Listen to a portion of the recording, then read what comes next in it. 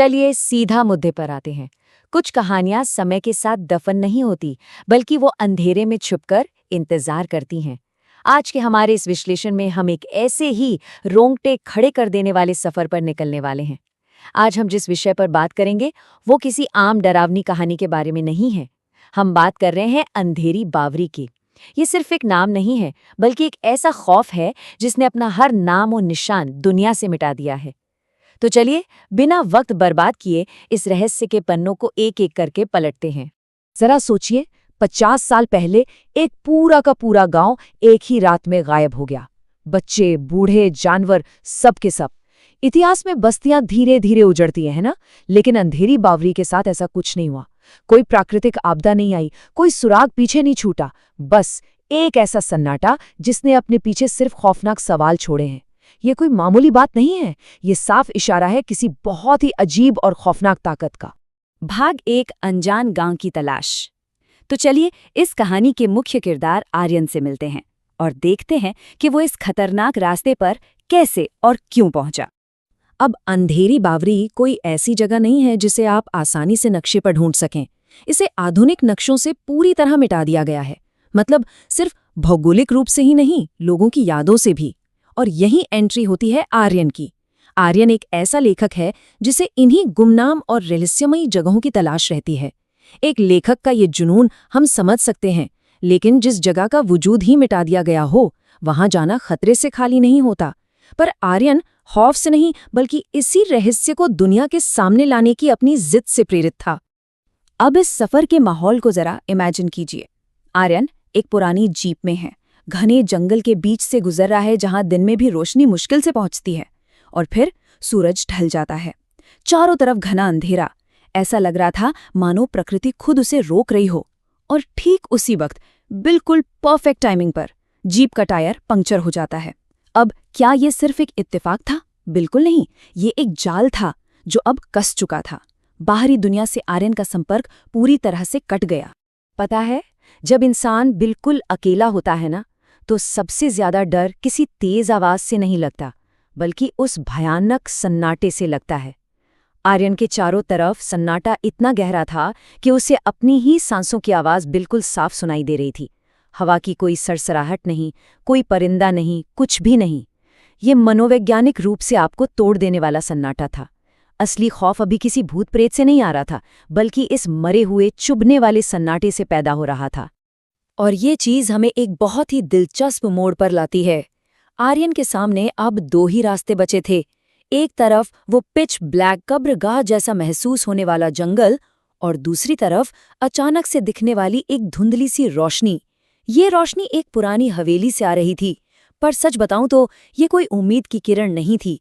हवेली की काली दीवारें और उन पर उगी काई बिल्कुल किसी पुराने नासूर बन चुके घावों की तरह लग रही थी।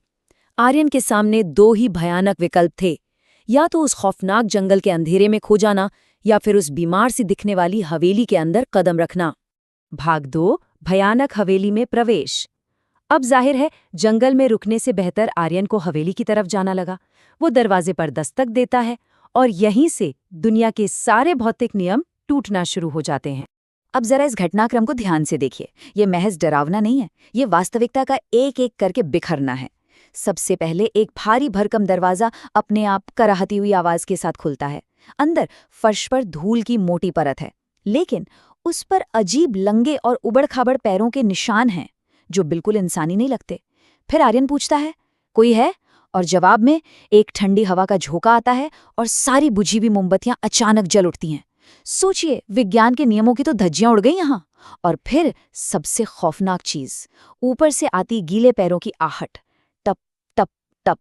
ये सीक्वेंस टेंशन को बिल्कुल चरम पर ले जाता है।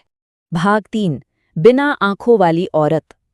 आर्यन हिम्मत करके उस आहट का पीछा करते हुए ऊपर जाता है, और यकीन मानिए यहां से जो होता है वो अंदर तक हिला देने वाला है। आर्यन एक कमरे के पास पहुंचता है और अंदर का नजारा देखिए। एक धीमी सी गुनगुनाहट सुनाई दे रही है, बिल्कुल किसी लोरी की तरह। एक औरत पीठ फेर कर बैठी है और एक खाली पालने को धीरे धीरे झुला रही है। नॉर्मल लाइफ में ये बहुत ही प्यारा दृश्य होता है ना, लेकिन इस जगह, इस सन्नाटे में, ये हद से ज्यादा अजीब और खौफनाक था। पालना खाली है, हवेली सदियों से वीरान पड़ी है, तो फिर ये औरत यहाँ कर क्या रही है? ये नज़ारा ऐसा था जो दिमाग को एक सेकंड के लिए शांत करता है, लेकिन तुरंत बाद खतरे की घंटी बजने लगती है कि कुछ बहुत भयानक होने वाला है। और यही वो पल आता है जब सस्पेंस बिल्कुल अपने पीक पर होता है। आर्यन, जो अभी भी सोच रहा है कि शायद ये कोई इंसान है, उस औरत से अपनी गाड़ी खराब होने की बात कहता है और माफी मांगता है। लेकिन उस कमरे में सच में कौन था? जैसे ही आर्यन बोलता है, वो गुनगुनाहट अचानक एक झटके में बंद हो जाती है और वो औरत बहुत धीरे धीरे अपनी गर्दन घुमाती है। और तब आर्यन के पैरों तले जमीन खिसक जाती है।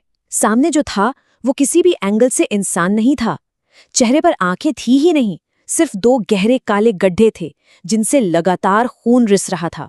और फिर उसने एक चीख मारी, एक ऐसी चीख जो इस दुनिया की तो बिल्कुल नहीं थी। हमारे स्रोत इस बात को बिल्कुल साफ करते हैं कि आर्यन का सामना अब सीधे तौर पर एक विशुद्ध अलौकिक शक्ति से हो चुका था। ये पल वो है जब सारे भ्रम टूट जाते हैं और अकल्पनीय खौफ साक्षात सामने खड़ा हो जाता है। भाग 4, मौत का अंतहीन जाल। अब उस भयानक चीख के बाद कोई भी क्या करेगा? भागेगा। आर्यन भी मुड़कर पूरी जान लगाकर भागता है। लेकिन असली मनोवैज्ञानिक खौफ तो अब शुरू होता है। आर्यन के बचने की ये कोशिश कुछ ही पलों में एक जीते जागते नर्क में बदल जाती है। वो घबराहट में सीढ़ियों से नीचे भागता ही जाता है, लेकिन सीढ़ियां खत्म ही नहीं हो रहीं। वो एक ऐसे लूप में फंस गया है जो उसे बार बार उसी खौफनाक कमरे के सामने लाकर खड़ा कर देता है। समय और जगह के नियम पूरी तरह टूट चुके हैं। फिर अचानक दीवारें खून से सन जाती हैं और उनमें से अनगिनत हाथ बाहर निकलकर उसे पकड़ने की कोशिश करते हैं। ये हवेली अब कोई इमारत नहीं रही, ये एक जिंदा राक्षस बन चुकी है जो उसे चारों तरफ से दबोच रही है।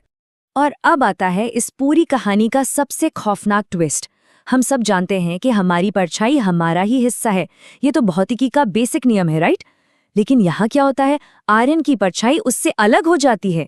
आर्यन की जान बचाने की हताश कोशिश उसी के अस्तित्व के एक हिस्से द्वारा कुचल दी जाती है। जरा सोचिए, जब आपका अपना ही साया आपका गला घोटने के लिए आपकी तरफ बढ़ने लगे, तो इसका सीधा सा मतलब है कि वास्तविकता का हर एक नियम खत्म हो चुका है।